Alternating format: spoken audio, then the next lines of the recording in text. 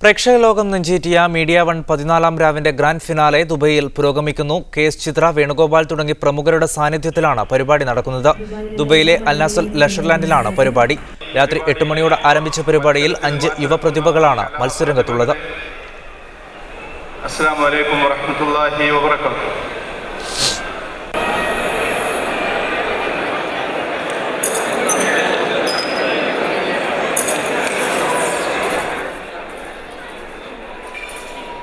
കൂടുതൽ വിശദാംശങ്ങളുമായി ഞങ്ങളുടെ പ്രതിനിധി MCA നാസറുണ്ട് ദുബൈയിൽ. നാസർ, KS ചിത്ര, വേണുഗോപാൽ അടക്കം നിരവധി പ്രമുഖർ അണിനിരക്കുന്ന വേദിയാണ് 14-ാം രാവിന്റെ ഗ്രാൻഡ് ഫിനാലെ. എത്രമാത്രം ആവേശകരമായിട്ട് മുന്നോട്ട് പോകുന്നു? എത്രമാത്രം പ്രേക്ഷക പങ്കാളിത്തമുണ്ട്? തീർച്ചയായിട്ടും ഒരുപക്ഷെ പ്രവാസ ലോകം ഇത്രയും നാൾ കാത്തിരുന്ന വലിയൊരു അവസരമാണ് അവർക്ക് ലഭിച്ചിരിക്കുന്നത്. അതുകൊണ്ട് തന്നെ നാം നേരത്തെ ബുക്ക് ചെയ്തിരുന്ന അൽനാസർ ലഷർലാൻഡ്, അതിൽ 3000-ൽ അധികം സീറ്റുകളുണ്ട്.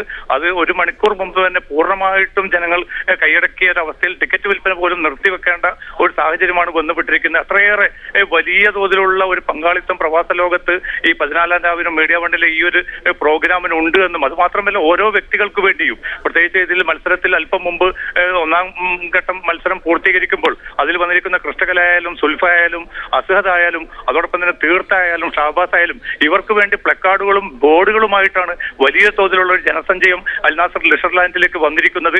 ഇത് ഒരുപക്ഷെ ഒരു ചാനലിന് 1.5 വർഷം മാത്രം പിന്നിടുന്ന ഒരു ചാനലിന്റെ ഒരു പ്രോഗ്രാമിന് ഇത്രയേറെ ജനങ്ങളിലേക്ക് ഇറങ്ങിച്ചെല്ലാനും, അതും വിവിധ തലങ്ങളിലുള്ള ആസ്വാദകരാണ് ഇവിടെ തടിച്ചുകൂടിയിരിക്കുന്നത്. ആ അർത്ഥത്തിലാണ് ഈ മത്സരം പുരോഗമിക്കുന്നത്. അവരുടെ ഓരോ പാട്ടുകളും ഒന്നിനൊന്ന് മികച്ചു നിന്നു എന്നത് മാത്രമല്ല, തുടക്കം മുതൽ അവസാനം വരെ നിറഞ്ഞ കരഘോഷത്തോടു കൂടിയാണ് ജനങ്ങൾ ഈ ഈ ഒരു സ്റ്റേജ് ഷോയെ വരവേൽക്കുന്നത്. അതിന്റെ KS ചിത്രയും, വേണുഗോപാൽ ഉൾപ്പെടെയുള്ള, അതോടൊപ്പം തന്നെ എരഞ്ഞോളി മൂസ ഉൾപ്പെടെയുള്ള, രഹന ഉൾപ്പെടെയുള്ള വലിയ തോതിലുള്ള ഒരു പ്രതിഭകളുടെ ഒരു നിറഞ്ഞ വേദി കൂടിയായും ഈ അൽനാസർ ലഷർലാൻഡിലെ ഈ രാത്രി മാറിക്കൊണ്ടിരിക്കുകയാണ്.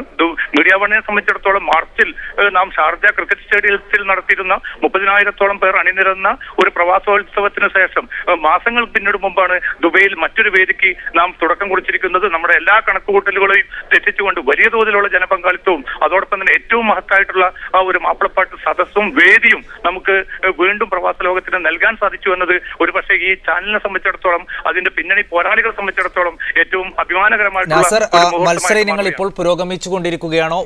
സ്റ്റേജ് ഇനത്തിൽ മറ്റ് എന്തൊക്കെ പുതുമകളുണ്ട് മത്സര ഇനങ്ങൾ അല്ലാതെ? സ്വാഭാവികമായിട്ടും സായി നേരത്തെ സൂചിപ്പിച്ചതുപോലെ എരഞ്ഞോളി മൂസയുടെ നേതൃത്വത്തിലുള്ള അദ്ദേഹത്തിന്റെ മാപ്പിളപ്പാട്ട് ചരിത്രത്തിലൂടെയുള്ള അദ്ദേഹത്തിന്റെ വളരെ വ്യത്യസ്തമായിട്ടുള്ള ആഖ്യാന രീതിയിലൂടെ, അത് നാം പല രൂപത്തിലാണ്, പല വിധാനത്തിലാണ് സംവിധാനിച്ചിരിക്കുന്നത്. അതിലൂടെ മാപ്പിളപ്പാട്ടിന്റെ ചരിത്രം പറയുകയും അതോടൊപ്പം തന്നെ വിവിധ മാപ്പിളപ്പാട്ട് കാലഘട്ടങ്ങളിലൂടെ ആ ഗാനശാഖ നേടിയിരിക്കുന്ന അതിന്റെ വളർച്ചയും അതിന്റെ തനിമയും വളരെ വ്യക്തമാക്കി കൊടുക്കുന്ന ഒരു രീതിയാണ് ഈ സംവിധാനത്തിൽ ഉടനീളം അവലംബിച്ചിരിക്കുന്നത്. അതുകൊണ്ട് തന്നെ വലിയ തോതിലുള്ള ജനങ്ങൾക്ക് ഈ ഒരു മാപ്പിളപ്പാട്ട് ചരിത്രത്തെക്കുറിച്ചുള്ള ഒരു അവബോധം പകരുന്നതോടൊപ്പം തന്നെ ഈ മാപ്പിളപ്പാട്ടിന്റെ വ്യത്യസ്ത തലത്തിലുള്ള ആ ഗാനശാഖയുടെ പിന്നെ വികാസ പരിണാമങ്ങൾ കൂടി വെളിപ്പെടുത്താൻ ഈ ഒരു സദസ്സ് ഉപകരിക്കുന്നുണ്ട്. അതോടൊപ്പം തന്നെ ഹാസ്യ പരിപാടികളും പിന്നെ ഉൾപ്പെടെയുള്ള മറ്റ് പരിപാടികളും ഇതുമായിട്ട് ചേർത്ത് വെച്ചതുകൊണ്ട് എല്ലാ അർത്ഥത്തിലുള്ള ആസ്വാദകർക്കും വലിയൊരു രാവായിക്കൊണ്ട് തന്നെ ഈ രാത്രിയെ മാറ്റിയെടുക്കാൻ മീഡിയ വണ്ണിന്റെ സംഘാടകരെ സംബന്ധിച്ചിടത്തോളം 14-ാം രാവിന്റെ ഗ്രാൻഡ് ഫിനാലെ ജനപങ്കാളിത്തത്തോടു കൂടി തന്നെ ദുബൈയിൽ പുരോഗമിക്കുകയാണ്. MCA നാസറാണ് വിവരങ്ങൾ പങ്കുവച്ചത്. മറ്റൊരു വാർത്തയിലേക്ക്. ജലം, വൈദ്യുതി എന്നീ മേഖലകളിൽ GCC രാജ്യങ്ങളുടെ സഹകരണം ശക്തമാക്കാൻ തീരുമാനം. കഴിഞ്ഞ ദിവസം കുവൈത്തിൽ ചേർന്ന 27ാമത് GCC മന്ത്രിതല യോഗത്തിലാണ് 6 അംഗരാജ്യങ്ങളും സഹകരണം വ്യാപിപ്പിക്കാൻ തീരുമാനിച്ചത്. കുവൈത്ത് ജലവൈദ്യുതി വകുപ്പ് മന്ത്രി അബ്ദുൽ അസീസ് അബ്ദുൽ ലത്തീഫ് അൽ ഇബ്രാഹിമിന്റെ അധ്യക്ഷതയിലാണ് യോഗം ചേർന്നത്. GCC നേതാക്കളുടെ നിർദ്ദേശാനുസരണമാണ് ജലസുരക്ഷയും വൈദ്യുതിയുമായി ബന്ധപ്പെട്ട നയരൂപീകരണ തലം മുതൽ സഹകരിക്കാൻ തീരുമാനിച്ചതെന്ന് അദ്ദേഹം പിന്നീട് മാധ്യമപ്രവർത്തകരോട് പറഞ്ഞു. ജലവൈദ്യുത മേഖലകളിലെ ഉൽപാദന വർധനയ്ക്കായി നിരവധി പദ്ധതികൾ സമിതി നേതൃത്വത്തിൽ നടപ്പാക്കുന്നതോടൊപ്പം ജലസുരക്ഷ ഉറപ്പാക്കുന്നതിനും വൈദ്യുത മേഖലയുടെ ഉന്നമനത്തിനുമായി പരിശ്രമിക്കും. അംഗരാജ്യങ്ങൾ തമ്മിൽ വൈദ്യുത ലിങ്കേജ് നടപ്പാക്കാൻ സാധിച്ചതാണ് സമിതിയുടെ ഏറ്റവും മികച്ച നേട്ടമെന്നും മന്ത്രി പറഞ്ഞു. 2009 കുവൈത്തിൽ നടന്ന 30ാമത് GCC സമ്മേളനത്തിലാണ് പദ്ധതിയുടെ ആദ്യഘട്ടത്തിന് അനുമതി നൽകിയത്. GCC secretary general Abdul Latif Al Zayani, അംഗരാജ്യങ്ങളിലെ ജലവൈദ്യുത മന്ത്രിമാർ, ഉന്നത ഉദ്യോഗസ്ഥർ തുടങ്ങിയവർ യോഗത്തിൽ സംബന്ധിച്ചു. Media one, Kuwait city. Golan കുന്നുകളിൽ സിറിയൻ വിമതരുടെ പിടിയിലായിരുന്ന 45 ഫിജിയൻ സമാധാന സേനാംഗങ്ങളെ മോചിപ്പിച്ചതായി ഐക്യരാഷ്ട്രസഭ സ്ഥിരീകരിച്ചു. ഇസ്രയേൽ സിറിയ അതിർത്തിയിലെ ഗോലാൻ പർവ്വത പ്രദേശത്ത് 2 ആഴ്ചയായി തടവിലായിരുന്ന ഫിജിയൻ വംശജരെയാണ് വിട്ടയച്ചത്. UN നിരീക്ഷണത്തിലായിരുന്ന പ്രദേശത്ത് അതിക്രമിച്ചു കയറിയ വിമതർ ഫിജിയൻ വംശജരെ തട്ടിക്കൊണ്ടുപോവുകയായിരുന്നു. എന്നാൽ മോചിപ്പിക്കപ്പെട്ടവർ എവിടേക്കാണ് കൊണ്ടുപോയതെന്ന് UN വെളിപ്പെടുത്തിയിട്ടില്ല. കുവൈത്തിൽ പുതിയ തൊഴിൽ വിസകൾ ജനുവരി 1 മുതൽ അനുവദിച്ചു തുടങ്ങുമെന്ന് മാൻപവർ അതോറിറ്റി. സന്ദർശന വിസ, ഗവൺമെന്റ് കോൺട്രാക്ട് വിസ എന്നിവയിൽ രാജ്യത്തെത്തിയവരെ തൊഴിൽ വിസയിലേക്ക് മാറാൻ അനുവദിക്കില്ലെന്നും മാൻപവർ അതോറിറ്റി മേധാവി വാർത്താസമ്മേളനത്തിൽ അറിയിച്ചു. തൊഴിൽ അതോറിറ്റി കൈക്കൊണ്ട പുതിയ തീരുമാനങ്ങളെക്കുറിച്ച് വിശദീകരിക്കാൻ വിളിച്ചു ചേർത്ത വാർത്താസമ്മേളനത്തിൽ സംസാരിക്കുകയായിരുന്നു മാൻപവർ റിക്രൂട്ട്മെന്റ് അതോറിറ്റി മേധാവി ജമാൽ അൽ ദൂസരി. രാജ്യത്തെ വ്യവസായ സംരംഭകർക്ക് തങ്ങളുടെ സ്ഥാപനങ്ങളിലേക്ക് ആവശ്യമായ തൊഴിലാളികളെ വിദേശ രാജ്യങ്ങളിൽ നിന്ന് റിക്രൂട്ട് ചെയ്യാൻ അടുത്ത വർഷം മുതൽ അനുമതി നൽകും. നിലവിൽ ട്രേഡ് മാർക്ക് രജിസ്ട്രേഷനും ഗുണനിലവാര പത്രവുമുള്ള സ്ഥാപനങ്ങൾക്ക് വിസ അനുവദിച്ചു തുടങ്ങിയിട്ടുണ്ട്. ആട്ടിടയ ജോലിക്ക് വേണ്ടിയുള്ള വിസ വിതരണവും അടുത്ത ഞായറാഴ്ച മുതൽ ആരംഭിക്കും. ആട്ടിടയ ജോലിക്കെത്തുന്നവർക്ക് ട്രിപ്പിൾ വാക്സിനേഷൻ നിർബന്ധമാക്കുമെന്നും ജമാൽ അൽ ദൂസരി പറഞ്ഞു. സന്ദർശനത്തിനോ ഗവൺമെന്റ് കരാർ ജോലികൾക്കോ വേണ്ടി രാജ്യത്തെത്തിയവർക്ക് സ്വകാര്യ തൊഴിൽ മേഖലയിലേക്ക് വിസമാറ്റം അനുവദിക്കില്ലെന്നും അദ്ദേഹം കൂട്ടിച്ചേർത്തു. അതേസമയം ഖാദിം വിസയിൽ നിന്ന് കമ്പനി വിസയിലേക്ക് മാറുന്നതിനുള്ള ഇളവ് മരവിപ്പിച്ചതായ വാർത്ത ജമാൽ അൽ ദൂസരി നിഷേധിച്ചു. നിബന്ധനകൾ പാലിക്കാത്തവരെ മാത്രമാണ് മടക്കി അയച്ചതെന്നും ഇളവിനർഹരായവർക്ക് വിസമാറ്റം അനുവദിക്കുന്നുണ്ടെന്നും അദ്ദേഹം കൂട്ടിച്ചേർത്തു. Media 1 Kuwait city. ഹജ്ജ് തീർത്ഥാടനത്തിന് കൊണ്ടുപോകുന്ന കമ്പനികൾക്ക് തീർത്ഥാടകരെ വീതിച്ചു നൽകാൻ ഹജ്ജ് മിഷൻ സന്നദ്ധമാകണമെന്ന് ഈ മേഖലയിൽ പ്രവർത്തിക്കുന്ന കമ്പനികൾ ആവശ്യപ്പെട്ടു. പല കമ്പനികളും ഏതാനും വർഷങ്ങളായി തീർത്ഥാടകരില്ലാതെ പ്രതിസന്ധി നേരിടുകയാണ്. ഇത് പരിഹരിക്കാൻ ഹജ്ജ് കമ്മിറ്റി തന്നെ നേരിട്ട് ഇടപെടണമെന്ന ആവശ്യമാണ് കമ്പനികളുടെ ഭാഗത്തുനിന്ന് ഉയർന്നിരിക്കുന്നത്. കഴിഞ്ഞ ഏതാനും വർഷങ്ങളായി ഹറമിലെ നവീകരണ പ്രവർത്തനങ്ങൾ കാരണം ആതിഥേയ രാജ്യമായ ഖത്തറിൽ നിന്ന് ഹാജിമാരുടെ ക്വാട്ടയിൽ ഗണ്യമായ കുറവാണ് വരുത്തിയിരിക്കുന്നത്. ഈ വർഷം 2 കമ്പനികൾ മാത്രമാണ് കരമാർഗമുള്ള സർവീസ് നടത്തുന്നത്. നിലവിൽ 1200 ഹാജിമാർക്കാണ് ഖത്തറിൽ നിന്ന് അനുമതി ലഭിച്ചിരിക്കുന്നത്. തങ്ങൾ നേരത്തെ സജ്ജമാക്കിയ സൗകര്യങ്ങൾ കാരണം വലിയ ബാധ്യതയാണുള്ളതെന്ന് പല കമ്പനികളും പരാതിയിൽ വ്യക്തമാക്കുന്നു.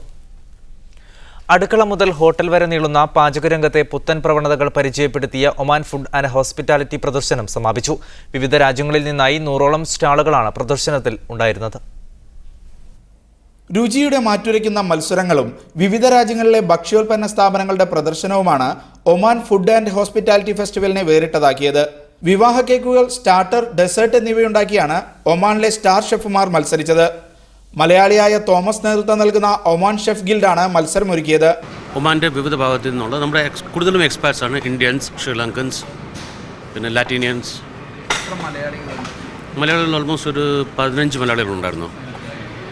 മലയാളി നിക്ഷേപകരുടെ പുതിയ സംരംഭങ്ങൾക്കും പ്രദർശനത്തിൽ തുടക്കമിട്ടു. നമ്മൾ ഫെയർവേ എന്ന് പറഞ്ഞാൽ ഇപ്പോൾ GCC മുഴുവൻ നമ്മൾ പ്രസൻസ് ഉള്ള ഒരു ഫെസിലിറ്റീസ് മാനേജ്മെൻറ്റ് കമ്പനിയാണ്. ഇപ്പോൾ ഒമാനെ സംബന്ധിച്ചൊരു നമ്മൾ മറ്റ് GCCയിൽ ഫോളോ ചെയ്യുന്ന അത്രയും സ്ട്രിക്റ്റ് ആയിട്ടുള്ള റെഗുലേഷൻസും പ്രൊസീജിയേഴ്സും നമ്മൾ ഇവിടെയും ഇംപ്ലിമെൻറ്റ് ചെയ്യാനാണ് ഉദ്ദേശിക്കുന്നത്. അടുക്കള ഉപകരണങ്ങൾ മുതൽ പാത്രം കഴുകുന്ന ഉൽപ്പന്നങ്ങൾ വരെ ഇവിടെ ഇടം പിടിച്ചു. മേൽത്തരം ഉണക്കമുന്തിരികളടക്കമുള്ള ഉൽപ്പന്നങ്ങളുമായാണ് ഇറാൻ പവലിയൻ ശ്രദ്ധ നേടിയത്. ബംഗ്ലാദേശ്, തുർക്കി, തായ്ലൻഡ്, മലേഷ്യ, ഇറ്റലി എന്നിവയ്ക്കും പ്രത്യേക പവലിയൻ ഉണ്ടായിരുന്നു. വിഭവങ്ങൾ സൗജന്യമായി രുചിച്ചു നോക്കാൻ അവസരമുള്ളതിനാൽ നിരവധി ഭക്ഷണപ്രേമികളെയും പ്രദർശനം ആകർഷിച്ചു. വീട്ടമ്മമാർ മുതൽ പാചക വിദഗ്ധർ വരെയുള്ളവരെ ആകർഷിച്ചുകൊണ്ടാണ് ഈ വർഷത്തെ ഒമാൻ ഫുഡ് ആൻഡ് ഹോസ്പിറ്റാലിറ്റി എക്സിബിഷന് കൊടിയിറങ്ങുന്നത്. Shino Shamsuddin, media 1, Muscat. മസ്കത്തിലെ മത്രയിൽ മലയാളിയുടെ വാൻ ദുരൂഹ സാഹചര്യത്തിൽ കത്തിനശിച്ചു. കണ്ണൂർ സ്വദേശി അറഫാത്തിന്റെ വാനാണ് കത്തിയത്. ആരോ തീയിട്ടതാണെന്ന് സംശയിക്കുന്നു. മന്ത്രവാദി ബർഫാൻ സ്ട്രീറ്റിലാണ് സംഭവം. കച്ചവട സാധനങ്ങൾ കൊണ്ടുപോകുന്ന വാൻ ഇവിടെ പാർക്ക് ചെയ്യുന്നതിനെ ചിലർ എതിർത്തിരുന്നു. അതിനിടെ നിർത്തിയിട്ട വാഹനത്തിന്റെ ടയറുകൾ പഞ്ചറായി. ഇത് ശരിയാക്കാൻ ആളെ കൊണ്ടുവരാനിരിക്കെയാണ് വാഹനം കത്തിനശിച്ചത്. അറഫാത്ത് മത്ര പോലീസ് സ്റ്റേഷനിൽ പരാതി നൽകി. യമനിൽ സർക്കാരിനെതിരെ പ്രക്ഷോഭം നടത്തുന്ന വിമതരും യമൻ സർക്കാരും തമ്മിൽ ഏറ്റുമുട്ടൽ അവസാനിപ്പിക്കാൻ ധാരണയായി. സൻആ എയർപോർട്ടിലേക്കുള്ള പ്രധാന റോഡ് ഉപരോധിച്ചും മന്ത്രാലയങ്ങൾക്ക് മുന്നിൽ കുത്തിയിരുന്നും ആഴ്ചകളായി നടത്തുന്ന സമരമാണ് വിമതർ അവസാനിപ്പിക്കാൻ തീരുമാനിച്ചത്. സർക്കാരിനെ പുറത്താക്കാനും ഇന്ധന സബ്സിഡി പുനഃസ്ഥാപിക്കാനും ലക്ഷ്യമിട്ടായിരുന്നു സമരം. ഇന്ധനവില കുറയ്ക്കാനും പുതിയ സർക്കാർ രൂപീകരിക്കാനും ചർച്ചയിൽ ധാരണയായതിനെ തുടർന്നാണ് സമരം അവസാനിപ്പിക്കാൻ വിമതർ തീരുമാനിച്ചത്. കമ്പ്യൂട്ടർ ശൃംഖലയിൽ അറ്റകുറ്റപ്പണികൾ നടക്കുന്നതിനാൽ ഞായറാഴ്ച വരെ സിവിൽ ID സേവനങ്ങൾ ലഭ്യമാകില്ലെന്ന് Kuwait public authority for civil information അറിയിച്ചു. സിവിൽ ID പുതുക്കൽ, അന്വേഷണങ്ങൾ എന്നിവയ്ക്കുള്ള ഓൺലൈൻ SMS, ടെലിഫോൺ സർവീസുകളാണ് താൽക്കാലികമായി നിർത്തിവെച്ചത്. മധ്യേഷ്യയിലെ തങ്ങളുടെ അടുത്ത സുഹൃത്ത് രാജ്യമാണെന്ന് ഖത്തറെന്ന് ബ്രിട്ടൻ. അതുകൊണ്ട് ഖത്തറുമായി ഏറ്റവും നല്ല ബന്ധം നിലനിർത്താനാണ് തങ്ങൾ ആഗ്രഹിക്കുന്നതെന്നും ദോഹ സന്ദർശനത്തിനിടെ ബ്രിട്ടീഷ് നിയമകാര്യ വകുപ്പ് മന്ത്രി ക്രിസ് ഗ്രീലിംഗ് പറഞ്ഞു. ഇരു രാജ്യങ്ങൾക്കിടയിൽ വിവിധ മേഖലകളിൽ കൂടുതൽ സഹകരണം ഉണ്ടാകണം. നിയമമേഖലയിൽ ഖത്തറിലെ പ്രമുഖരുമായി ചർച്ചകൾ നടത്തുന്നതിനാണ് ദോഹയിലെത്തിയതെന്നും അദ്ദേഹം അറിയിച്ചു. കഴിഞ്ഞ ആഴ്ചയിൽ അനുഭവപ്പെട്ട ശക്തമായ ചൂടും വർദ്ധിച്ച അന്തരീക്ഷീർപ്പവും ദമാമിലെ പച്ചക്കറി വിപണിയിൽ വൻ വിലവർദ്ധനവിന് കാരണമായി. കാലാവസ്ഥാ വ്യതിയാനം ഉൽപാദന മേഖലയിൽ വരുത്തിയ കുറവാണ് വിലവർദ്ധനവിന് കാരണമായത്. തബൂക്ക്, റിയാദ്, ഖത്തീഫ് എന്നിവിടങ്ങളിൽ നിന്നുമാണ് ദമാമിലെ മാർക്കറ്റുകളിലേക്ക് പച്ചക്കറികൾ അധികവും എത്തുന്നത്. ഇത്തവണത്തെ കടുത്ത ചൂട് ഇവിടങ്ങളിലെ ഉൽപാദനം വൻതോതിൽ കുറയാൻ കാരണമായിട്ടുണ്ട്. ഇതോടെ ഇലവർഗ്ഗങ്ങൾ ഉൾപ്പെടെയുള്ള പച്ചക്കറികൾക്ക് 2-3 ഇരട്ടിയാണ് വില വർദ്ധിച്ചിരിക്കുന്നത്. ഹ്യൂമിഡിറ്റി അധികമായാൽ ഇലകൾ വളരാതെ മുരടിച്ചു പോവുകയാണ് ഉണ്ടാവുക. ഇവിടുത്തെ ലോക്കൽ ഐറ്റങ്ങൾ മാർക്കറ്റിൽ സുലഭമായിട്ട് വരുന്നില്ല. ഇപ്പോൾ റിയാദിൽ നിന്ന് വരുന്ന ഐറ്റങ്ങളാണ്, അതിനെക്കൊണ്ട് വില കൂടുതലാണ്. സ്വദേശികളും വിദേശികളും ഒരുപോലെ ഉപയോഗിക്കുന്ന ചീരവർഗ്ഗങ്ങൾ ജർജിൽ, മഖ്ദൂനീസ് എന്നിവയ്ക്ക് ഒരു പെട്ടിക്ക് 10 റിയാലായിരുന്നത് 40 റിയാലായി വർദ്ധിച്ചു. ഹോട്ടലുകളിലും മറ്റും അധികം ഉപയോഗിക്കുന്ന കൂസ 35-ൽ നിന്ന് 135ആയി. ചിരങ്ങ 15 റിയാലായിരുന്നത് 50ആയി വർദ്ധിച്ചു. 5 റിയാൽ വിലയുണ്ടായിരുന്ന കക്കരിക്ക 15ആയി. തക്കാളി 15-ൽ നിന്ന് 45ആയി. തക്കാളി ഇന്നലത്തെ തക്കാളി 15 റിയാൽ, ഇന്ന് 30, 28 റിയാൽ, 27 റിയാൽ. बहुत महंगा, बहुत गर्मी आया, बहुत महंगा आया. നിത്യവും പച്ചക്കറികൾ വാങ്ങുന്ന ഹോട്ടലുകാരെയും കരാർ അടിസ്ഥാനത്തിൽ സ്ഥാപനങ്ങൾക്ക് പച്ചക്കറികൾ വിതരണം ചെയ്യുന്നവരെയുമാണ് വിലവർധന സാരമായി ബാധിച്ചത്. നിതാക്കത്തിനെ തുടർന്ന് കൃഷിയിടങ്ങളിൽ തൊഴിലാളിക്ഷാമം രൂക്ഷമായത് ഇതിനൊരു കാരണമാണ്. ക്യാമറമാൻ നൌഷാദിനൊപ്പം സാജിദ് ആറാട്ടുപുഴ, മീഡിയ 1, ദമാം. ഹജ്ജ് സേവന രംഗത്ത് 10 വർഷം പിന്നിട്ട ഇന്ത്യ ഫ്രറ്റേണിറ്റി ഫോറം ഈ വർഷത്തെ ഒരുക്കങ്ങൾ പൂർത്തിയാക്കിയതായി ഭാരവാഹികൾ വാർത്താസമ്മേളനത്തിൽ അറിയിച്ചു. സൗദിയിൽ ജോലി ചെയ്യുന്ന വിവിധ സംസ്ഥാനങ്ങളിൽ നിന്നുള്ള 1000-ഓളം പേർ വളണ്ടിയർ സേവനത്തിനായി ഉണ്ടാകും. സ്ത്രീകളെ സഹായിക്കുന്നതിനായി സ്ത്രീ വളണ്ടിയർമാരും റെയിൽവേ സ്റ്റേഷനുകളിൽ വിദ്യാർത്ഥികളും രംഗത്തുണ്ടാകും. ഈ മാസം 19-ന് ജിദ്ദയിൽ വളണ്ടിയർമാർക്കായി പരിശീലന ക്യാമ്പ് സംഘടിപ്പിക്കുമെന്നും ഭാരവാഹികൾ പറഞ്ഞു. ഖത്തർ സാംസ്കാരികോത്സവം അടുത്ത ജനുവരിയിൽ നടക്കും. 25ാമത് അന്താരാഷ്ട്ര പുസ്തകമേളയോടനുബന്ധിച്ചാണ് ഉത്സവം നടക്കുകയെന്ന് സാംസ്കാരിക മന്ത്രി doctor Hamad bin Abdul Aziz Al Kuwari അറിയിച്ചു. ജനുവരി 7 മുതൽ 17 വരെയായിരിക്കും പുസ്തകമേള. വിവിധ സാംസ്കാരിക പരിപാടികളോടെയാണ് ഇക്കുറി പുസ്തകമേള നടക്കുക. കൂടാതെ ഫിലിം ഫെസ്റ്റിവൽ, കുട്ടികൾക്ക് വേണ്ടിയുള്ള പ്രത്യേക പരിപാടികൾ, നാടോടി കലകളുടെ അവതരണം തുടങ്ങിയ പരിപാടികൾക്കും രൂപം നൽകി വരികയാണെന്നും സംഘാടകർ അറിയിച്ചു. കഴിഞ്ഞ ദിവസം പുറത്തിറക്കിയ ആപ്പിൾ ഐഫോൺ വാച്ചിനായി UAEയും കാത്തിരിക്കുന്നു. ഈ മാസം 27 മുതൽ UAEയിൽ ഓർഡർ ചെയ്യാമെന്ന് അധികൃതർ വ്യക്തമാക്കി. 2,599,000 ദിർഹം മുതലാണ് UAEയിൽ ഫോണിന്റെ വില ആരംഭിക്കുന്നത്. കഴിഞ്ഞ ദിവസം സാൻ ഫ്രാൻസിസ്കോയിൽ പുറത്തിറക്കിയ ആപ്പിൾ ഐഫോൺ 6നും ഐവാച്ചിനുമായി UAEയും കാത്തിരിക്കുകയാണ്. ലോകം തന്നെ ഏറെ ആകാംക്ഷയോടെ കാത്തിരുന്ന പുതിയ ഐഫോണുകൾ ഇറങ്ങും മുമ്പ് തന്നെ UAEയിലെ മൊബൈൽ ഷോപ്പുകളിൽ പുതിയ ഫോണുകളെക്കുറിച്ചുള്ള അന്വേഷണങ്ങൾ എത്തിയിരുന്നു. ചൊവ്വാഴ്ച ആപ്പിൾ CEO ടിം കുക്ക് ഏറെ പുതുമകളുമായി ഐഫോൺ 6ന്റെ 2 മോഡലുകൾ ലോകത്തിനു മുന്നിൽ പ്രദർശിപ്പിച്ചതോടെ മൊബൈൽ പ്രേമികളുടെ ആകാംക്ഷ വർദ്ധിച്ചിരിക്കുകയാണ്. ഈ മാസം 27 മുതൽ പുതിയ ഫോണിന് ഓർഡർ സ്വീകരിക്കുമെന്ന് UAEയിലെ ആപ്പിൾ സ്റ്റോർ വെബ്സൈറ്റ് അറിയിച്ചതോടെ അതിനായുള്ള കാത്തിരിപ്പിലാണ് UAE. ഇതുവരെ ഇറങ്ങിയ ഐഫോണിനേക്കാൾ വലിയ സ്ക്രീനാണ് 6ാം പതിപ്പിന്റെ പ്രത്യേകത. 5.5 ഇഞ്ച് സ്ക്രീനുള്ള ഐഫോൺ 6 പ്ലസ്, 4.7 ഇഞ്ച് സ്ക്രീനുള്ള ഐഫോൺ 6 എന്നിവയുടെ UAE വിലയും പുറത്തു വന്നിട്ടുണ്ട്. വലുതിന് 2,999 ദിർഹവും ചെറുതിന് 2,599 ദിർഹവും മുതലാണ് വില ആരംഭിക്കുന്നത്. ഇതുവരെ ഇറങ്ങിയതിൽ ഏറ്റവും കനം കുറഞ്ഞ ഐഫോണുകളെന്ന പ്രത്യേകതയുമുണ്ട്. 16, 64, 128 GB മെമ്മറിയിലുള്ള ഫോണുകളാണിവ. 128 GB മെമ്മറിയുള്ള ഐഫോൺ 6 പ്ലസിന് 3,799 ദിർഹമായിരിക്കും വില. 64 GB-യുള്ള 6 പ്ലസിന് 3,399 ദിർഹം വില നൽകണം.